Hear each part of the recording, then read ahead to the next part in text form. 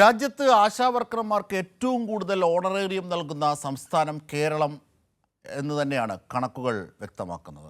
7000 രൂപയാണ് കേരളം നൽകുന്നത്. കേരളത്തിന് പിന്നിലായി തെലങ്കാന 6750 രൂപയും തെലങ്കാന 10000 രൂപ ആശമാർക്ക് നൽകുന്നു എന്ന് ചിലർ പ്രചരിപ്പിക്കുമ്പോഴാണ് വസ്തുത വ്യക്തമാക്കുന്ന കണക്കുകൾ പുറത്തു വരുന്നത്. അതിലേക്ക് കൂടി കേരളം ആശാവർക്കർമാർക്ക് ആവശ്യമായ ഓണറേറിയം നൽകുന്നില്ല എന്നാണ് പ്രതിപക്ഷമുയർത്തുന്ന ആക്ഷേപം. എന്നാൽ രാജ്യത്തെ കണക്കുകൾ പരിശോധിക്കുമ്പോൾ വസ്തുത ഇതല്ല എന്ന് വ്യക്തമാകുന്നു.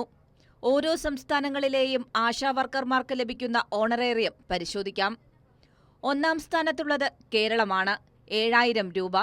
തൊട്ടുപിന്നാലെ തെലങ്കാന 6750 രൂപ. ഇതേ തെലങ്കാനയാണ് 10000 രൂപ ആശമാർക്ക് ഓണറേറിയം നൽകുന്നു എന്ന തരത്തിൽ പ്രതിപക്ഷം കേരളത്തിൽ പ്രചരിപ്പിക്കുന്നത്. മൂന്നാമതായി ഹരിയാനയാണ്, 6100 രൂപ. നാലാം സ്ഥാനത്ത് പശ്ചിമ ബംഗാളാണ്, 5250 രൂപ. കർണാടകം 5000 രൂപ. മധ്യപ്രദേശ് 4000 രൂപ. മഹാരാഷ്ട്ര 3500 രൂപ. ഗുജറാത്തും പഞ്ചാബും 2500 രൂപ വീതം.